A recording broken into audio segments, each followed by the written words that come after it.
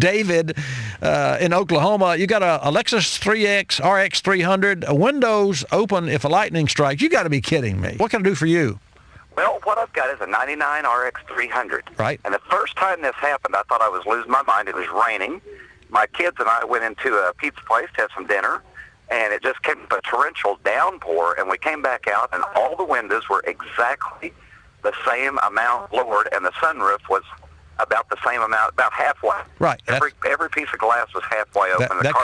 That comes from water in the floorboards. That comes from the key fob. Well, it did it again, and I was watching it, and I was actually watching it, and lightning struck, and when the lightning struck, it did it again. Well, let me ask this question. I'm glad it's Halloween because this is appropriate. But between the New York howling and your Lexus and the windows, I can't top this, so I won't try. But let me ask this question. The second time, of course, you were very cognizant because you were halfway expecting it, or at least it wasn't the first surprise. Where was the key fob? Do you have it in your pocket or your hand, or? Can you tell me that you know that you didn't accidentally push the key fob? And even if you did, does the key fob, we have a Mini Cooper, and you can hold the key fob on the unlocked position, and the sunroof will open and the windows will come down as long as you hold the key fob. Well, that's possible. I would have probably had it in my pocket. But does your Lexus have that option? I'll have to read the owner's manual and see if it does. Oh, heaven forbid. I believe it does. Yeah, and I believe it does as well. And what you could have is a key fob that is at random, has, the little key fobs have micro, you've had those apart, or if you haven't, you should. They're fun to take apart. I like to take everything apart. But to replace the batteries and, your little contacts, and sometimes liquid can get inside a key fob. I mean, you throw them on the counter when you get home, but here's the bottom line. What I would do if I were you is, do you have two key fobs?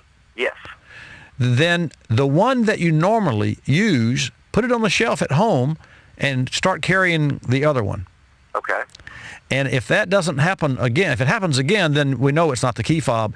But if it doesn't happen, then go back home and take the other key fob apart and check the contacts, because if that were the case, and it's possible some RF here, but it's possible that some RF, as I said, but if that were the case, can you imagine how many people?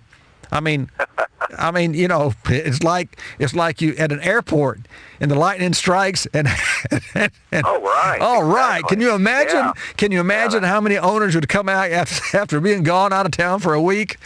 That's wild. That's if anybody out there has ever had this to happen, let me know. And David, your scenario reminds me. I got a call, I don't know, 5 or 6 years ago from someone in Texas that said, Bobby, I want to advise everyone that's tuned in. Here's what a problem. I stopped and got gas and static electricity. I put the nozzle in, and it started a fire in my gas tank. And I was able to, put it out, by putting the cap on and what have you. And I said, wow, I've heard of that, but I've never seen it, And right. And then he did the wrong thing. He said, yeah, and it happened again when I got up to the next server. I said, stop right there. I said, you're just using this network to at once, fool me once, okay, fool me twice, shame on me.